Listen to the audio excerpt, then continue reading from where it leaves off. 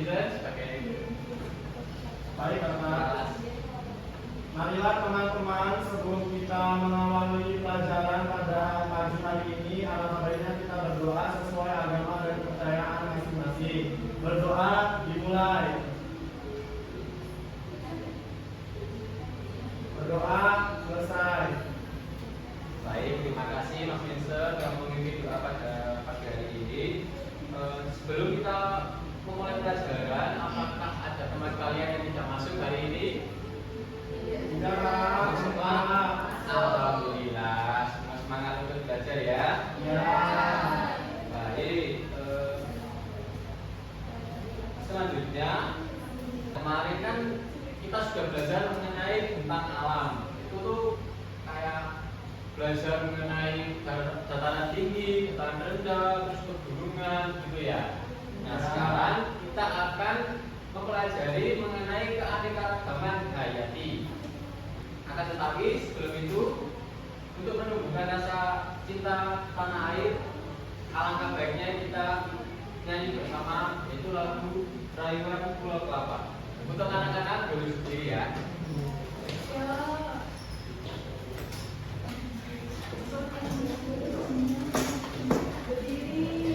Ya. Pada airku Indonesia, negeri yang amat ku cinta, karena tumpah yang mulia, yang ku puja sepanjang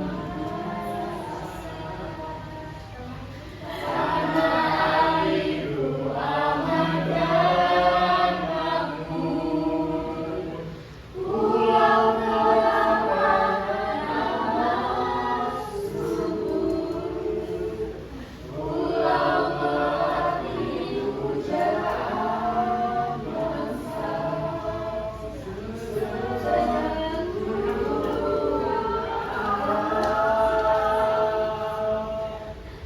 Baik, terima kasih. Boleh dipersilakan kembali ya.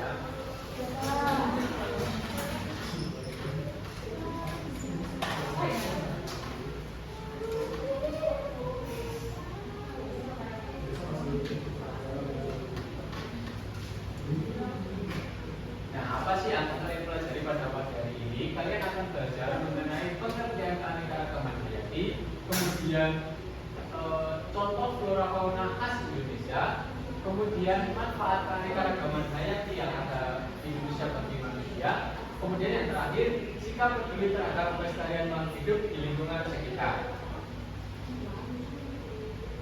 Nah,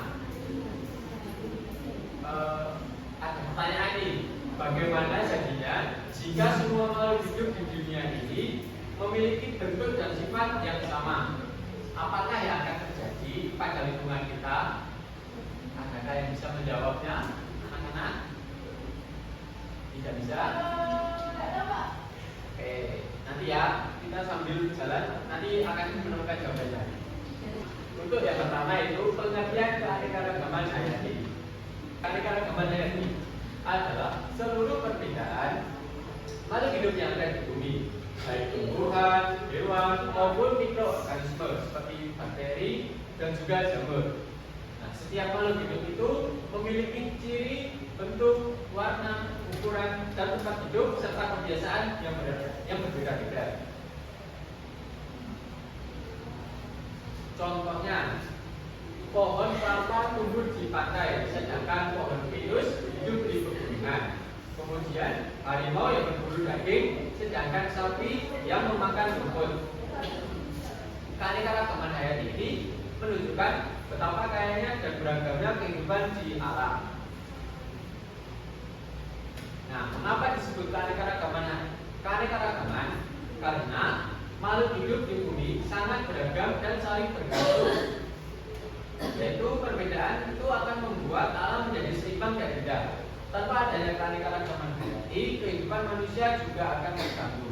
Nah, ini merupakan jawaban pertanyaan yang tadi di awal mengenai bagaimana jadinya jika semua makhluk hidup di dunia yang memiliki bentuk dan sifat yang sama. Nah, yang akan terjadi tentu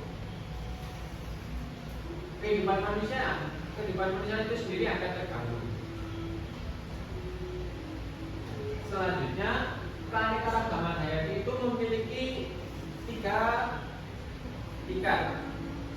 Yang pertama, tingkat gen, yaitu mencerminkan perbedaan variasi atau spesies seperti variasi bentuk, warna, dan rasa. Contohnya pada pisang, ada pisang tanduk, pisang raja, dan juga pisang susu.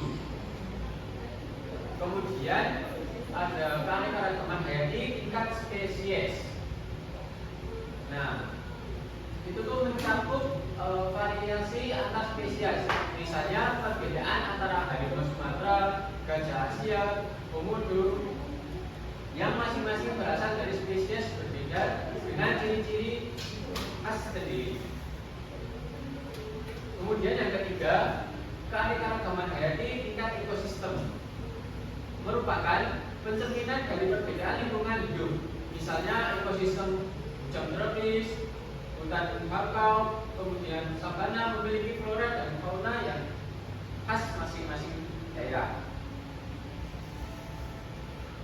Nah, di sini ada contoh keanekaragaman flora dan fauna di Indonesia. Tapi sebelum itu kalian bisa menonton video berikut. Simak ya, anak-anak.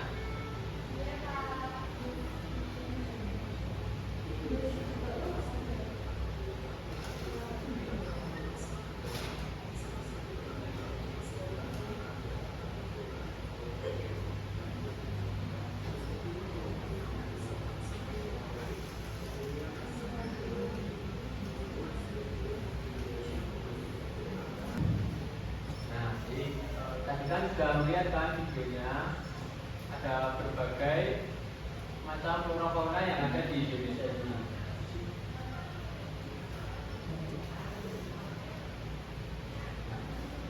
Contoh flora yang ada di video juga yaitu Rafflesia arnoldii. Itu merupakan bunga terbesar di dunia yang berada di Bengkulu, di Pulau Sumatera ya. Kemudian ada anggrek hitam, itu berada di Kalimantan, Pulau Kalimantan. Kemudian cendana ini banyak ditemukan di daerah Nusa Tenggara Timur, itu di pulau kecil Sapi Bali. Kemudian pohon jati, nah pohon jati ini banyak ditemukan di Pulau Jawa, terkhusus Jawa Tengah dan juga Jawa Timur. Kemudian contoh fauna yang ada di Indonesia yaitu ada harimau Sumatera yang hanya ditemukan di Pulau Sumatera. Kemudian gajah Sumatera sama halnya dengan harimau Sumatera. Kemudian ada bekantan. Bekantan ini banyak dijumpai di Pulau Kalimantan. Yang terakhir ada burung cendrawasih. Tentu ini hewan khas endemik di Pulau Papua. Kemudian ada faktor yang mempengaruhi keanekaragaman hayati. Yang pertama yaitu iklim dan cuaca. Daerah yang panas dan lembab biasanya memiliki banyak tumbuhan dan hewan. Seperti kita di Indonesia, kita ini memiliki iklim tropis sehingga di pulau-pulau tertentu itu tuh masih kebanyakan hujan tropis. Kemudian ada bentang alam, merupakan perbedaan dataran tinggi, dataran rendah, pegunungan, dan juga laut yang menciptakan berbagai ekosistem. Selanjutnya ada tanah dan juga air. Jenis tanah dan ketersediaan air sangat mempengaruhi jenis tumbuhan yang dapat hidup. Tentu kalau tanah dan air tercemar kan kita tidak bisa memanfaatkannya dengan baik. Kemudian ada kegiatan manusia, penebangan hutan, pencemaran ataupun pembuangan liar bisa mengurangi keanekaragaman hayati. Selanjutnya ada manfaat keanekaragaman hayati bagi manusia. Yang pertama yaitu sebagai sumber pangan. Itu berasal dari tanaman seperti padi, jagung, kemudian ada hewan ikan, buah-buahan, sayur, dan lain-lain. Nah, kedua sebagai sumber obat-obatan. Ini merupakan apotek hidup. Contohnya itu jahe, temulawak, daun sirih, sambil loto. Kemudian yang ketiga sebagai bahan bangunan dan sandal. Nah ini seperti kayu jati, kapas dan juga bambu. Kemudian menjaga keseimbangan ekosistem. Setiap makhluk hidup mempunyai peran masing-masing, yaitu saling menjaga dan melengkapi agar alam tetap seimbang. Kemudian yang terakhir sebagai identitas atau kekayaan budaya. Banyak flora dan fauna khas yang menjadi simbol kebanggaan Indonesia, seperti komodo yang ada di NTT dan juga cendrawasih yang ada di Pulau Papua. Nah, selanjutnya yaitu upaya pelestarian keanekaragaman hayati. Kita bisa ikut menjaga keanekaragaman hayati dengan cara yaitu tidak menebang pohon sembarangan, kemudian menanam kembali pohon atau reforestasi. Selanjutnya tidak memburu hewan langka, kemudian tidak membuang sampah di sungai dan juga hutan, kemudian menjaga kebersihan lingkungan, yang terakhir menghemat penggunaan air dan kertas. Baiklah, sekian penjelasan dari Bapak. Nah, untuk mempertajam pengetahuan kalian mengenai keanekaragaman hayati ini, Bapak memiliki soal.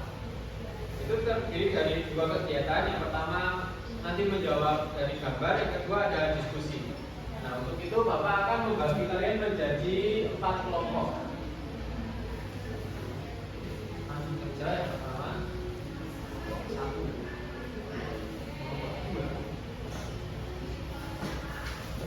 kelompok 3, dan juga kelompok. Baik, untuk waktu pengerjaan Bapak beri waktu kalian 3 menit untuk mengerjakan soal tersebut ya. Dimulai dari sekarang.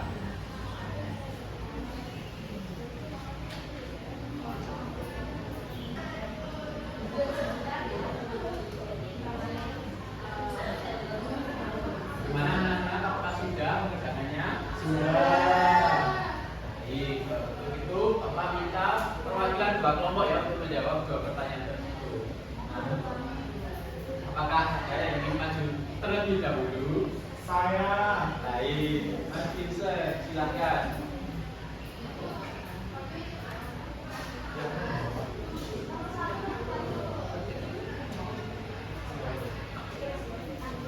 Jadi saya akan mempresentasikan hasil kelompok kami. Yang pertama, harimau Sumatera adalah hewan.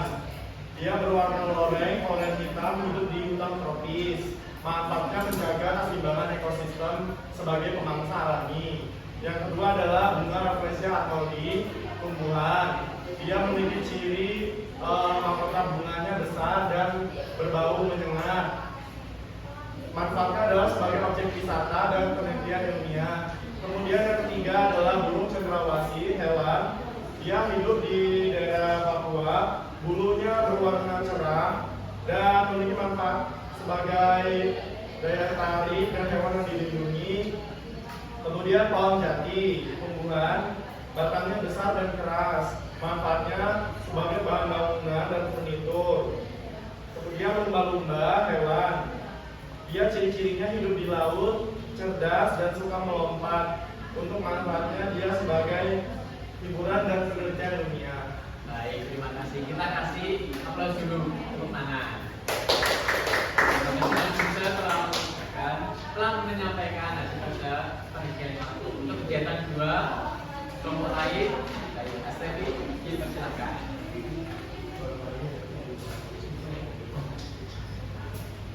Saya perwakilan dari kelompok 1. Yang pertama, apa perbedaan antara panggung hidup di daerah dataran tinggi dan dataran rendah? Jawabannya, di dataran tinggi banyak tumbuhan yang cincin seperti teh dan sayur-sayuran.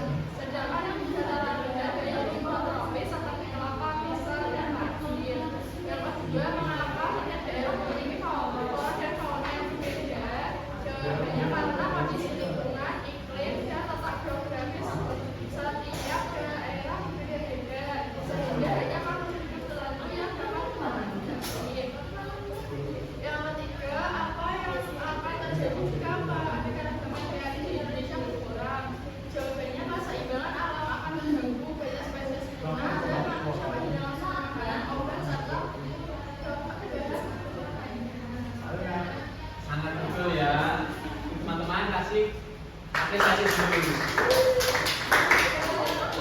Silakan kembali.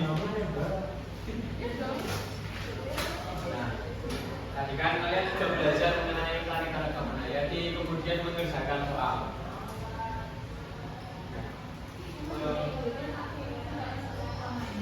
Dari itu semua kan kita sudah banyak tuh belajar dari manfaat, kemudian faktor yang mempengaruhi, kemudian contoh. Nah itu bagaimana sih cara kita menjaga keanekaragaman hayati di sekitar kita? Yaitu dengan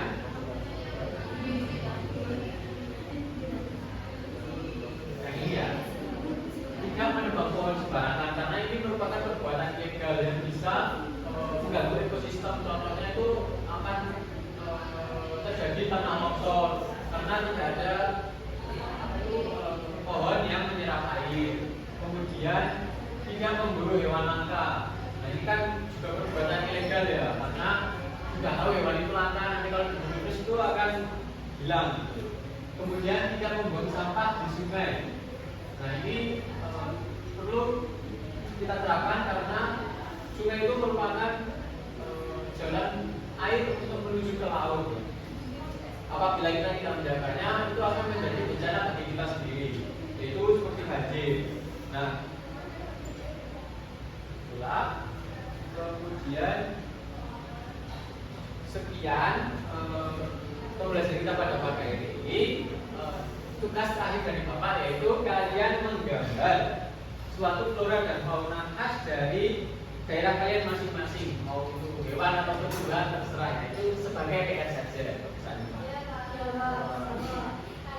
Di buku gambar atau buku tulis Bapak? Terserah, itu saya bebaskan ya. Baik, demikianlah pembelajaran kita pada pagi hari ini. Untuk menutup pembelajaran kita pada pagi ini, untuk ketua kelas boleh pimpin berdoa kembali. Bapak, marilah teman-teman sebelum kita pulang hari ini, alangkah baiknya kita berdoa terlebih dahulu sesuai agama dan kepercayaan masing-masing. Berdoa dimulai.